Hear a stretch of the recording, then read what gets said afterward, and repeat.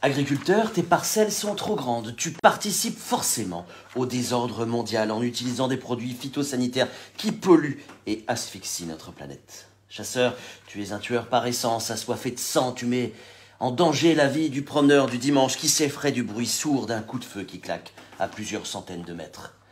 Éleveur, tu martyrises ton cheptel, tes bovins, tu ne devrais pas ni dresser, ni monter ces pauvres chevaux, véritables bêtes de somme, exploitées contre leur instinct primaire.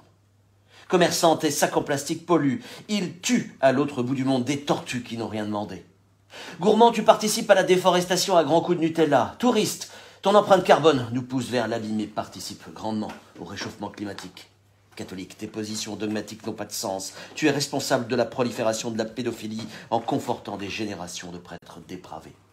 Petite fille, tu aimes les poupées, tu confortes les stéréotypes de genre, véritable construction sociale. Petit garçon, tu joues trop au foot, cherche la part féminine en toi. Libère-toi de tous ces carcans, masculinité, féminité, tout cela n'a pas de sens.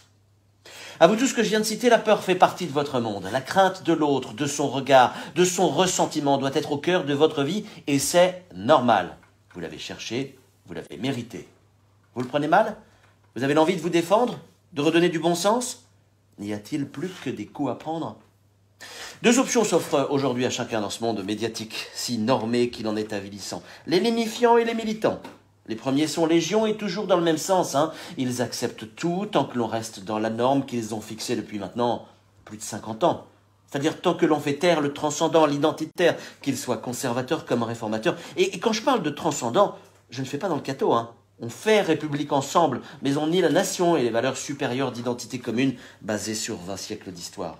Cela même aboie mais comme de bons chiens dans les studios du service public et pas seulement. Les grandes écoles de journalistes ont leurs éleveurs, ont leurs dresseurs. Tendance chihuahua, de bons petits toutous à leur mémère, bien attachés, bien au chaud avec leurs laisses.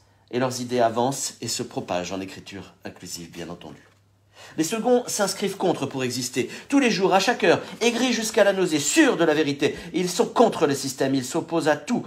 Tout le temps. Révolution, il nous faudrait une bonne guerre, il faut tout péter. Et aussi ont leurs adeptes, eux aussi sont très nombreux, de quelque côté que ce soit. Je pense qu'il existe une autre voie, une petite musique douce, une brise délicate. Je vous en ai déjà parlé, souvenez-vous. Elle nous amène à promouvoir le beau, le positif, à ne pas juger l'autre, mais à lui dire simplement, lorsque ses propos nous blessent, lorsque ses comportements nous heurtent, lorsque tout cela nous interroge.